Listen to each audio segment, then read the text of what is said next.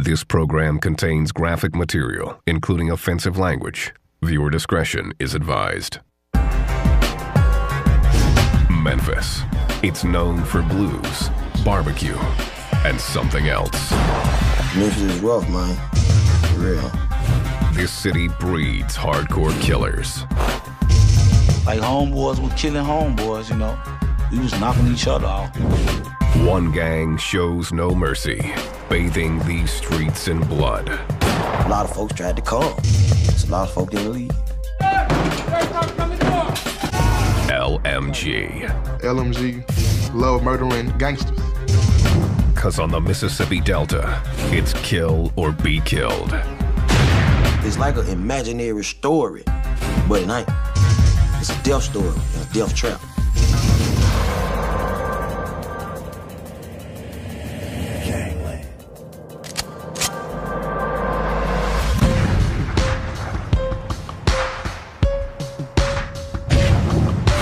Memphis, Tennessee, heart of the Bible Belt. It's got more churches than gas stations, and everybody has a recipe for the best barbecue in town. It draws thousands of tourists who flock to visit the birthplace of the blues and the home of Elvis Presley. Memphis is also one of the deadliest cities in the country. It was folks dead everywhere. Dead in the garbage can, dead in the snow, dead standing up on the wall. Just death. In 2007, according to the FBI, Memphis was the most violent city in the nation, with more than 1,200 violent crimes per 100,000 residents. The #1 reason for the bloodbath: gangs. It's like every major city took all their gangs, put it in a toilet, flushed it, and they came out in Memphis. This city of 674,000 holds some 300 different sets of gangs. The most notorious of those, the LMGs, love murdering gangsters.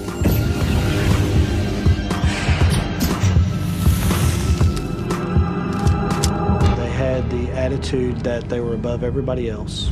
It caused them to really having to back up their attitudes. We liked the attention. We drew attention. We did things on our own, and we did things our way. The gang started in Lemoyne Gardens Housing Project. Located on the city's south side, the gang made it synonymous with murder. I done seen folks get shot all kinds of ways. 1 bullet, 2 bullets, 3 bullets, 4 bullets, 5 bullets, dead. It's like survival of the fittest. You know, just gotta watch your back. The LMGs also made the gardens extremely dangerous for outsiders who dared to enter the area. You come through there, you gotta know somebody. You don't know nobody? I'm telling you what's been happening to you. And that's for real.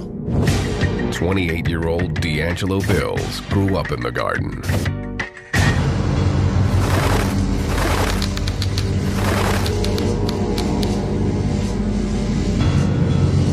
My life at 12, man, it wasn't boring. You hear me? Back then, I loved it. Skipping school, smoking weed, shooting dice, shooting guns in the air. It was crazy. His LMG crew calls him Wild for good reason. He's been shot 17 times. I got holes everywhere in my body. You know what I'm saying? And I got them in direct places that will kill you. In the head, in the chest, in the heart, in the stomach, in the leg, in arteries. Wild has lost feeling in almost his entire body. You can see this part right here, numb. This the only feeling I got right here in my body. You hear me? Right here. One shooting took place when Wild was hanging on his front porch, and a group of strangers appeared on his block. I wasn't really paying them no attention. You know what I'm saying? Someone was just telling me to look. Boom, as soon as I looked, it hit me in my face. Wild was shot in a hail of gunfire. One bullet lodged above his eye. I was trying to snatch this out, but it was stuck on my eye bone, though. You hear me? Wild took off running as bullets chased him. One hitting him in the hand, another in the back. My back was hurting so bad because the bullet was on my spinal cord. To this day, Wild doesn't know why the men went after him. It's just part of life in this project. I'm from Lemoyne Gun. What you expect? You hear me? I'm hated by a lot of people.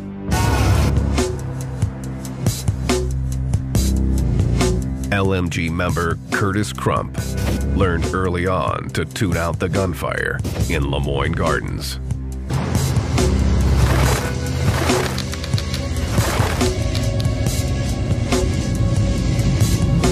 If you're in the park playing basketball, a couple guys got to shooting on the drive. I just kept on playing basketball because it wasn't nothing new to me. As long as I ain't get shot, I'm all right. Curtis was raised to believe in God and the Bible, but the lure of fast money trumped his religious upbringing.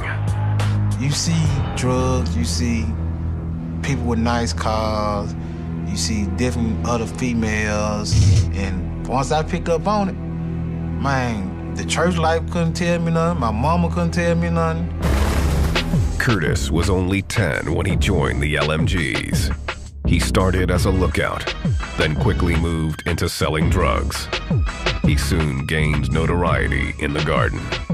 I was doing anything to get my name out there.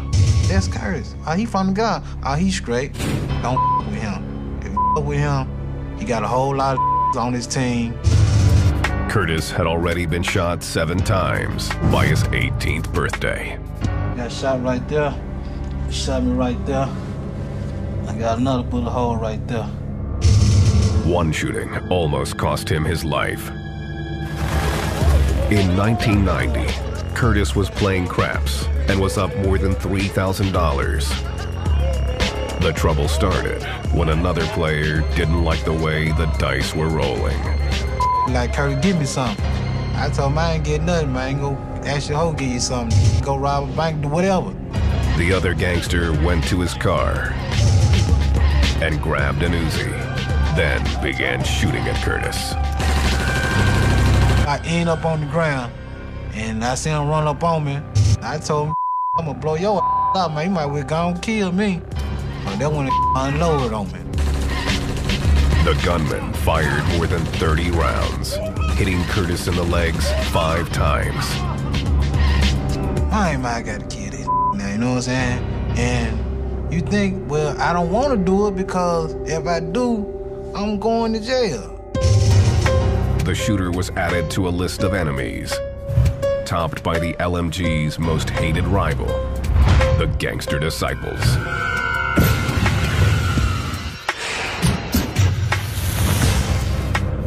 The two gangs have battled for control of the Memphis streets for years. It traces back to the LMG's most revered leader, George Hewlett, a.k.a. G-Train.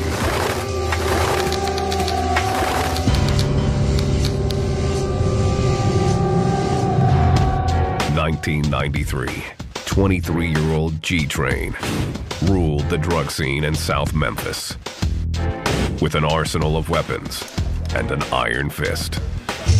He was like Sammy the Sam. I mean, everywhere he went, he had 2 or 3 guns. To fellow gang members, G-Train was invincible and could not be brought down. He got shot. He still out the next day, running around. He wasn't never scared of nothing. He went anywhere he wanted to go. Alvin Johnson, known as Dog Pound, was G-Train's childhood friend.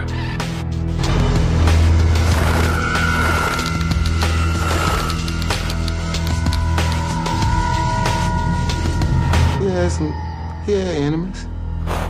He had a lot of enemies. G-Train's biggest enemy was a local gangster disciple leader named Daryl Jordan, a.k.a. Cowboy. It all started with the rumor that Cowboy had jumped the little brother of a high-ranking LMG member. Cowboy had robbed him. You know what I'm saying? Took his money, took his dope.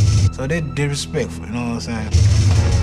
Cowboy was also disrespecting the LMGs by selling drugs on their turf. a crime punishable by death. Cowboy, Daryl Jordan, had violated the lines of demarcation. It was Train's turf. There was no question about who ran that area of town. Cowboy was smoking weed with two friends in a parking lot near the Lemoyne Gardens project when 6 members of the LMGs, including G-Train, pulled into the lot. Train called Cowboy over to settle their differences. Minutes later, all hell broke loose. When the shooting stopped, Cowboy was lying near a parked car. He had been hit 12 times, including once in the head. The police rushed to the scene and found Cowboy amazingly still alive. He immediately made a gasping claim. When the officer got down and asked him what happened,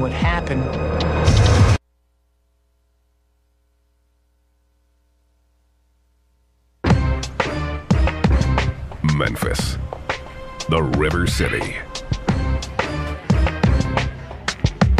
B.B. King mastered the blues here on Beale Street, and Elvis recorded his first album at the legendary Sun Studio.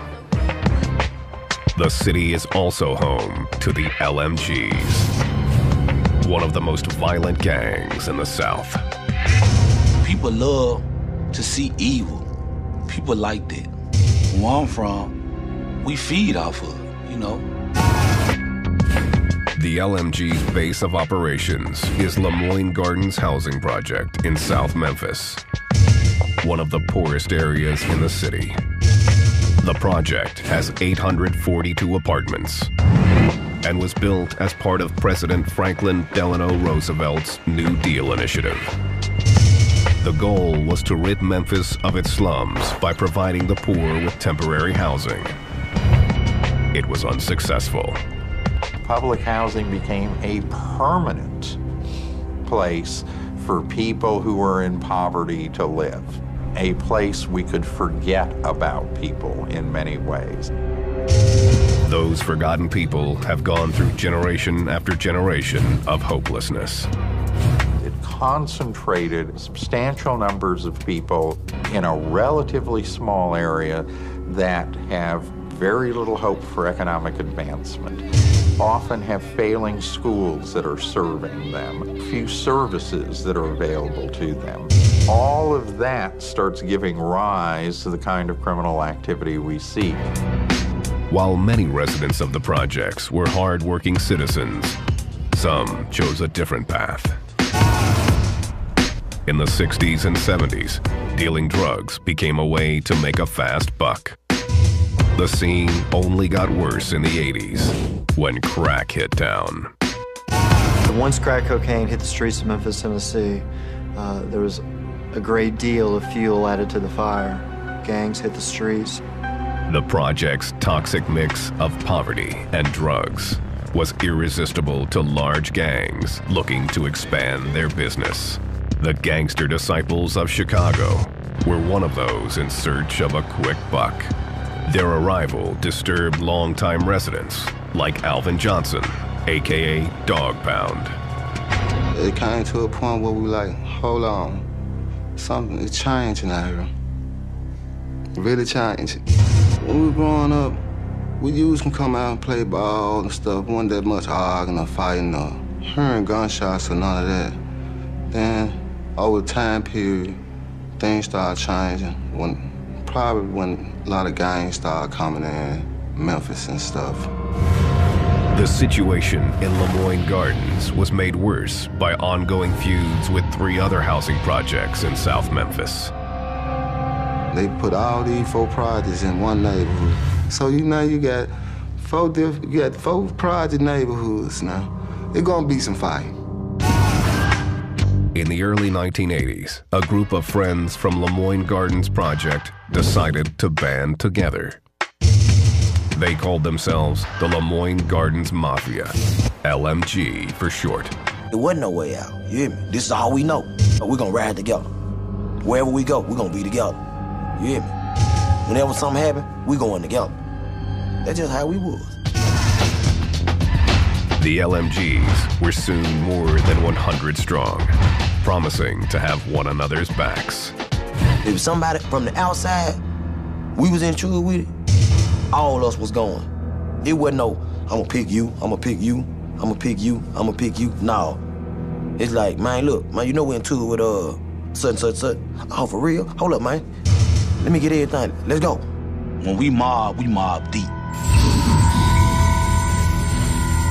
And when we mob, everywhere we go, it's somebody gonna recognize who we are.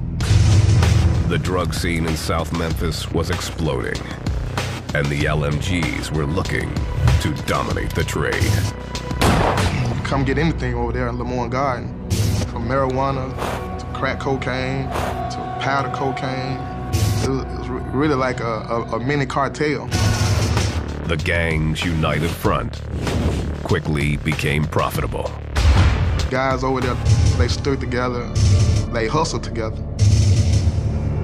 This area right here is like where me, George, and a whole lot of us growed up at. We hung right up around this area right here. And it was like a supermarket to us. Money everywhere. You know what I'm saying? By 1993, the LMGs were running the streets. And 23-year-old G-Train was rising to the top. Train always had money. You hear me? For real. He was a bona fide hustler. His name just blew up in the neighborhood, you know what I'm saying? Everybody want to be around Train. G-Train threatened anyone who got in his way as he assumed control of the LMGs. The name Train conveys a certain message, or messages. And it's about fear, it's about violence, it's about a hardcore Memphis gang. His deadly mystique soon stamped him as untouchable. He went anywhere he wanted to go. He felt like he wanted to go there, that's where he went. He wasn't running for nothing.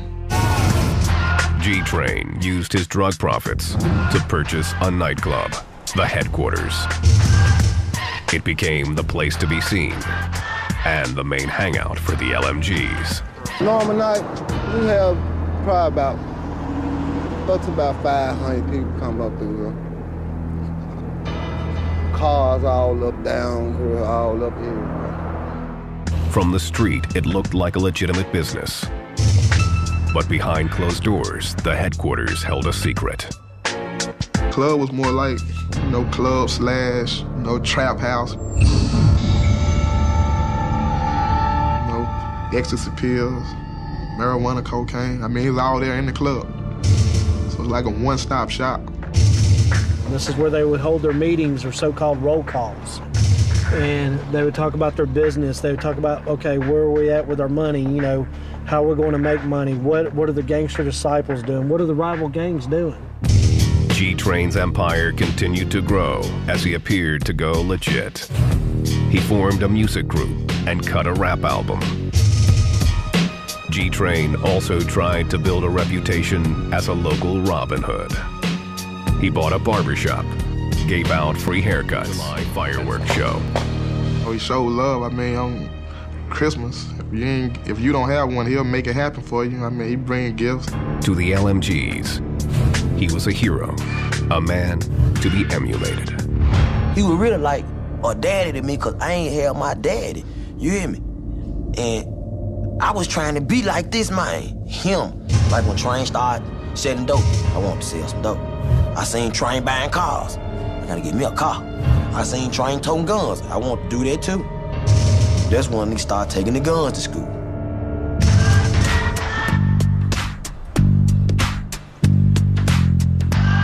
G-Train wasn't loved by all. As his power and wealth grew, he and the LMGs began crossing enemy lines. They were starting to sell drugs over onto the gangster disciple territory.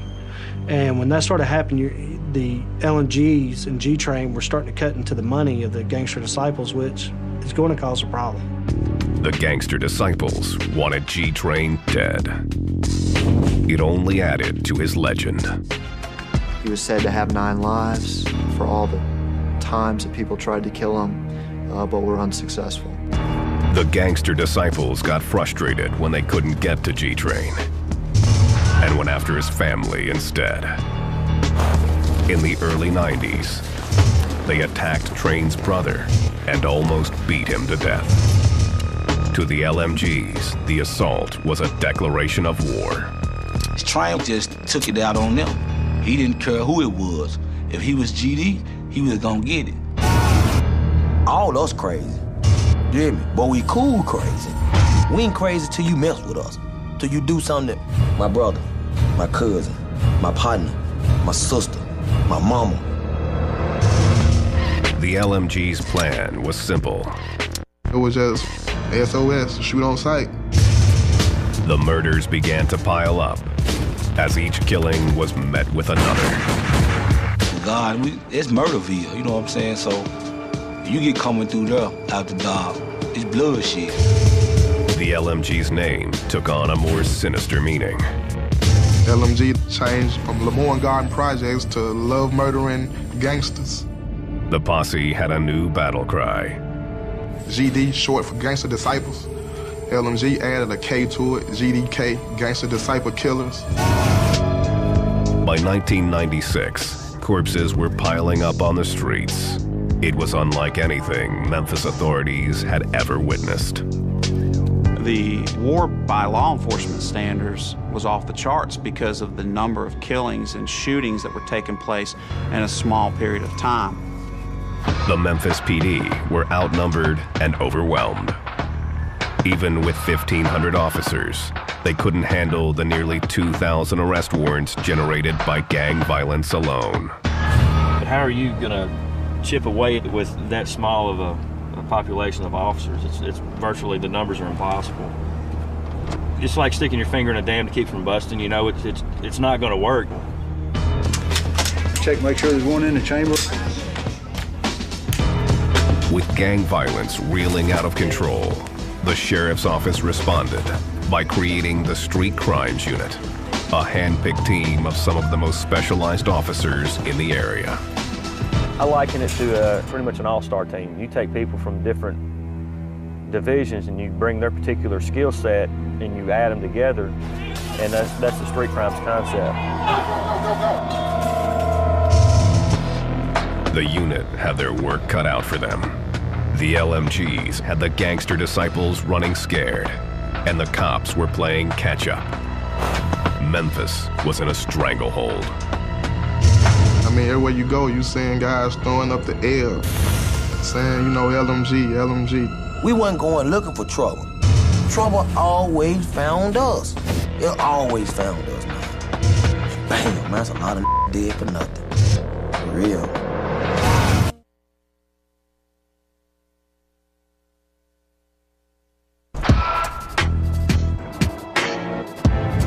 Memphis. From Graceland to the Civil Rights Movement, this city has seen its share of history, much of it infamous.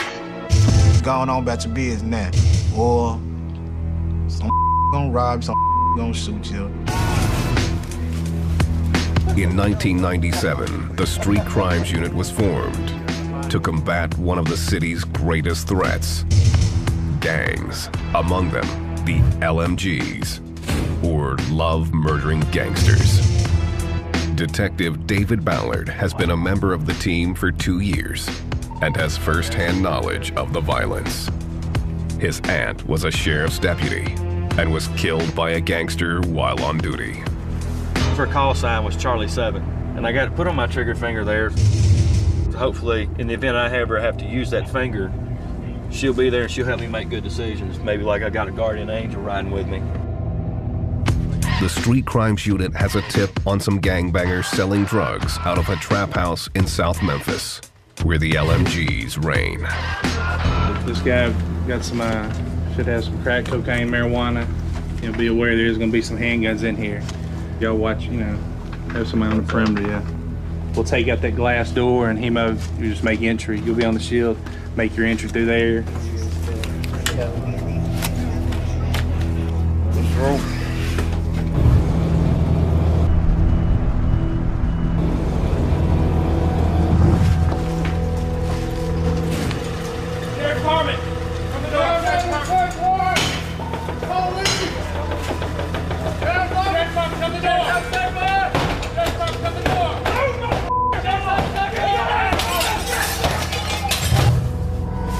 gang member was arrested. They kind of go hand in hand. There's drugs, there's money, there's gang, and it's a criminal enterprise. The officers confiscate a weapon and a stockpile of drugs and cash. They have some kind of drug notes. This right here, this is $16,800. How he's got it split up. They have all kinds of little notes in here, how much they've made. This is powder cocaine. This is what people snort up their nose. There's probably gonna be about a pound or two of marijuana here. This was found in that cabinet in the kitchen where he was at. Well, right by that cabinet door, this was loaded with 4 rounds. Gonna check this gun, see if it's stolen. That'll be an additional charge. The Street Crimes Unit is constantly on patrol in dangerous neighborhoods like Lemoyne Gardens. It's 11 o'clock in the morning on a Tuesday. You know, well, I mean, what are you out doing? 4 or 5 guys just walking around. We'll pull up, check them, see if anybody's got any warrants, just kind of talk to them, try to interact with them. And you never know, they may be receptive to talking to us, or they may take off running. They are looking for gang members. What are you in jail for? This afternoon, they find a group of vice lords. Questions, come here. Come here.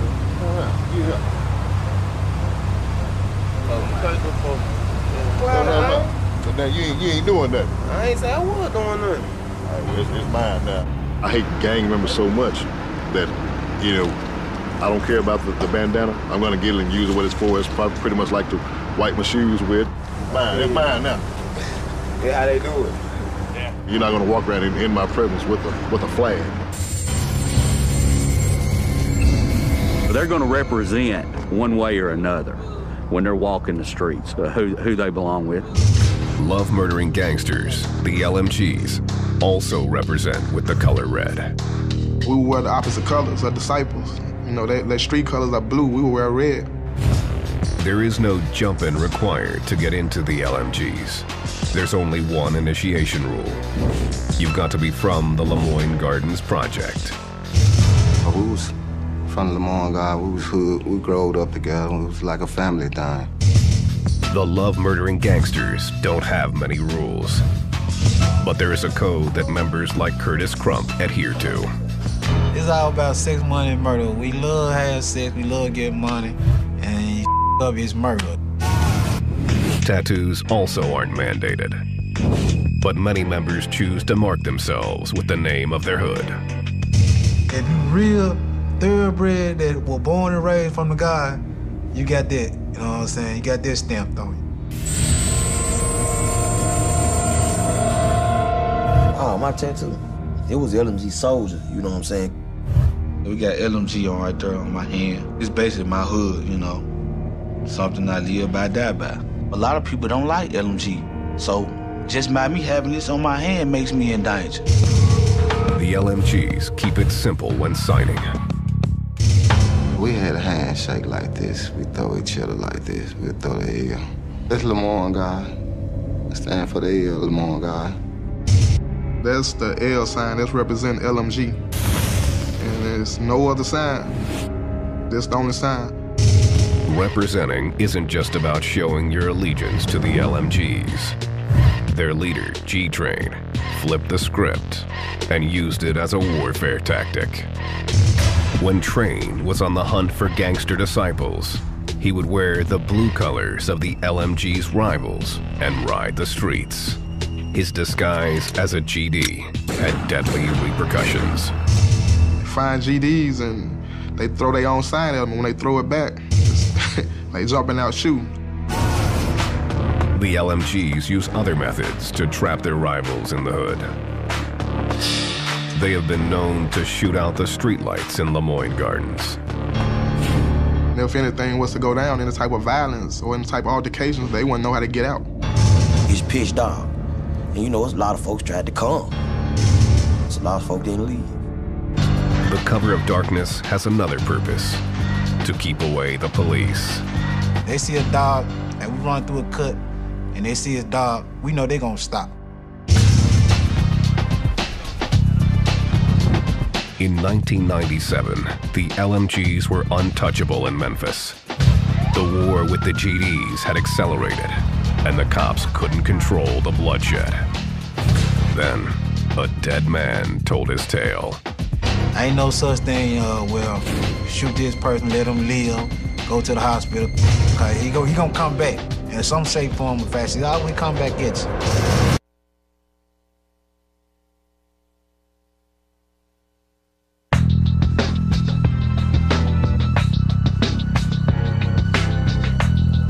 Memphis, Tennessee. Love murdering gangsters, the LMGs, and their ruthless leader, George G. Train Hewlett, had decided it was time to kill or be killed. Each time in center attention up in the media, you know, that's all they talk about. Gang leader this, gang leader George Hewlett this and that. The LMGs were involved in a turf war with the gangster disciples and anyone else who threatened their drug business. Man, it was bad coming in that project, man. You hear me? It's like a death trap. Ain't no telling what line to happen when you come. G Train's wrath was focused on a gangster disciple named Daryl Cowboy Jordan. Cowboy had robbed the brother of an LMG member and was dealing drugs in the gang's hood. G-Train decided 2 strikes were all it took. Cowboy was hanging in a parking lot when 2 cars filled with LMGs pulled up. George Hewlett was in one of those vehicles and called Cowboy over for a discussion. A couple of minutes after that conversation took place, there were multiple gunshots. When the firing stopped, G-Train walked away unharmed. Cowboy was lying near a parked car. He had been shot 12 times. The police arrived on the scene just in time to hear his final words. He had kept telling the officers on the scene that Train was the one who shot him. Cowboy died minutes later. The authorities were confident that Cowboy's dying declaration would finally put G-Train away for good. Cowboy had no reason to lie. He knew that he was probably about to expire, and he wanted the officer to know who had done him in. The case was weak from the start, as eyewitnesses said they never saw G-Train holding a weapon. Even the most damaging witnesses were only claiming that George was there at the scene, that he called Cowboy over to the vehicles, and that gunfire erupted shortly thereafter. Nobody could put a gun in George Hewlett's hand. The case fell apart, and G-Train walked free. And then they found him not guilty on the charge, you know. Wouldn't come like, he didn't have no pill. He was talking at that time. He never did nothing. The Memphis PD suspected the LMGs had intimidated witnesses. People tend to kill witnesses. If they just shot up this house, what's going to stop them from shooting my house up? You know, what's going to stop them from hitting my daughter or my son or my grandchild? No, I didn't see nothing, officer. Our motto, we can't leave no witnesses, so you might get caught up in the mix, you know what I'm saying? 2 LMGs that were with Train pled guilty to voluntary manslaughter. They were sentenced to 10 years. G-Train was in the clear. The case marked a turning point in the prosecution of gangbangers in the city of Memphis. It was realized that there were some complexities to prosecuting gang murders and that they needed to put together a specialized task force to confront these kind of cases dealing with witness intimidation, witness relocation, and certainly using gang members as witnesses. The district attorney took action, creating the Gang and Narcotics Prosecution Unit. The sheriff's office also launched the Street Crimes Unit, an elite team of officers determined to end the bloodshed. It did nothing to slow down the LMG's reign of terror. If anything, G-Train's acquittal made him even more brazen. 1998.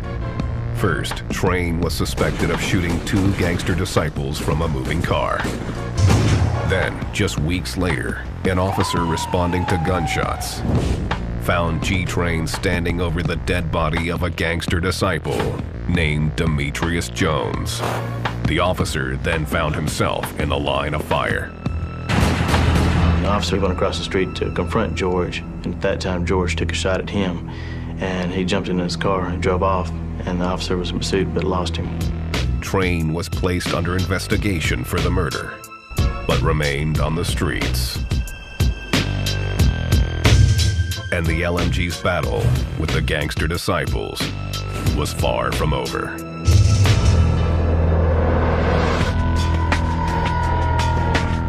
The violence became so rampant that Curtis Crump's girlfriend's house was shot up by a group of gangster disciples. With his girlfriend injured, Curtis was outraged. I just looked at it, man, you got me up, you know what I'm saying? You should have came at me instead of trying to go to my girl's house, you know what I'm saying? Of course, I went on a rampage. Curtis and a fellow LMG decided to pay the shooters a visit. They rolled up to their house fully armed, then kicked in the door and started firing. We made sure we shot everybody in their house, you know what I'm saying? Let them know that I did it, you know what I'm saying? Even if you was the one who shot in my girlfriend's house or not. Nobody was killed, but the point was made. Don't mess with the LMGs. We always thought we was untouchable. They can't kill us, man, you know what I'm saying? We untouchable, man. The LMGs may have been untouchable, but Lemoyne Gardens housing project was not. In 1998, the city began to redevelop South Memphis. The first order of business was the destruction of the garden. I hate to see they tore it down. I cried and took a couple of bricks with me. That's my stomach ground. I love that place. I was like, man, we got a lot of shit to deal with. Hell yeah, they tore the project down. What the hell we finna do now? You hear me? The garden was gone, but Memphis was faced with an unexpected consequence. The LMGs spread throughout the city, and so did the bloodshed. Now, we was everywhere. And of course, we still got that, man, you mentality, you know what I'm saying? It's still LMG, you know what I'm saying? Well, we're gonna get it established over here or get established over there. G-Train continued to dominate the LMGs, despite the attention of the Shelby County Gang Unit. Train, a lot of people feared him. He was not scared to pull the trigger based off the rumors on the street. He was feared, and he was very intimidating. I guess, you know, when you feel like you that king type person, you feel like you can't be touched. G-Train's legend was building, but even legends don't live forever. He was living like he had a death wish on him, or he knew death would ride him.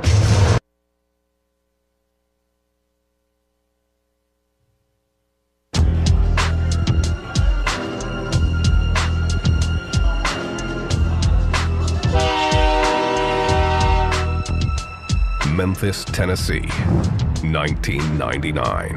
The LMGs, love murdering gangsters, were as strong as ever, despite the destruction of their hood, the Lemoyne Gardens Project. Their embattled leader, G-Train, had avoided serious jail time and numerous assassination attempts. A lot of gang members started to believe in this mystique that he was invincible. George had 9 lives. On November 10th, G-Train's legend came to an abrupt end. The details are sketchy, but it's known that G-Train was alone at his nightclub, the Headquarters. Train's childhood friend, Dog Pound, was locked up at the time, but word from the street reached him in jail. Train truck was parked right here, and he was coming out this door right here. So when Train entered out the door, we entered his car, 2 guys come running around with assault rifle, start shooting. Dog Pound says Train was struck multiple times. He fled his truck and ran down the street, his shooters close on his heels. Where he fell down at, and they said the man came and stood over him, pulled out another gun, and shot him one more time in the neck. No witnesses came forward, and the case has never been solved. I don't call it murder. I call it assassination. He was assassinated. It's like he had formed so many enemies that you will never know who did it, you know. You got everybody coming at you. You got too many people to watch. G-Train's 9 lives were finally over. The gang was devastated. It affected me a whole lot. Really a whole lot. I miss him a whole lot. He was a friend to me. Close friend. Think about me every day. When I started crying, man, I was baby crying. You know how a baby cry? I was baby crying, man. I ain't never cried like this, man. Hundreds of people attended G-Train's funeral. It was like a celebrity had passed away, like the Pope. I mean, cars all as far as you could see. The Shelby County Gang Unit also attended, expecting retaliation. Snipers, detectives, homicides, CIAs, in the bushes, camouflaged. Man, I ain't never seen no funeral like that in my life. But we're all in bushes. Man, it was more police than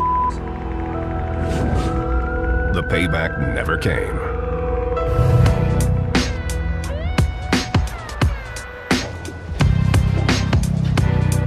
Gang members say the LMGs have been in turmoil since G-Train's death, and they're keeping a low profile.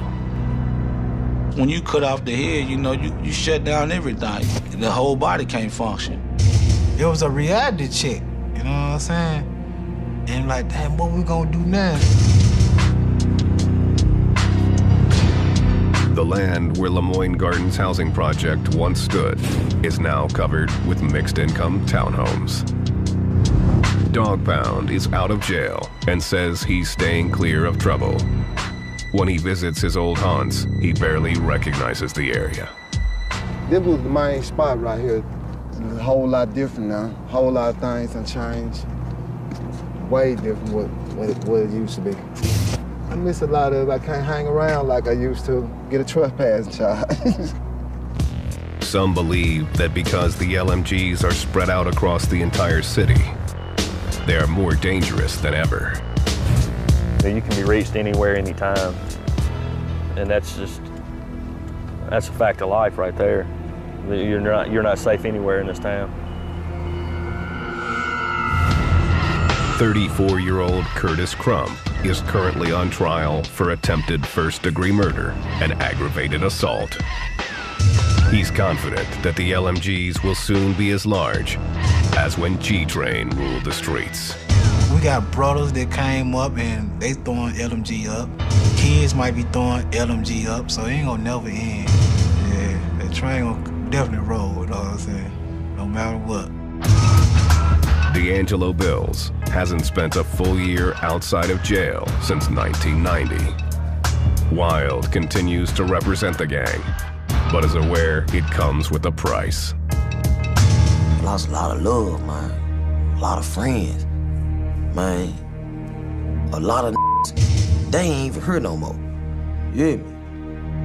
No, half of them in the penitentiary, like I said, and half of them dead. He hopes that his current stint in jail for a weapons charge will be his last. When he gets out, Wild plans to focus on his rap career, where he pays tribute to his fallen LMGs. I'm shedding tears, and can't nobody feel my pain. Over the years, I done seen some of the craziest thing. Remember Train? That's a legend. Most of y'all don't know. When he was here, he ran like they pictured a ghost. Right after that, Lil Daddy died. A chopper opened his chest. I wish like hell I could've caught him just to give him my best. Life is a mess. You can only live once on earth. So if I die right now today, I know my mama be hurt. I'm still thinking about my auntie. Shout it and P.L. Lil Mike. They got me shedding tears, dog, but they're just life.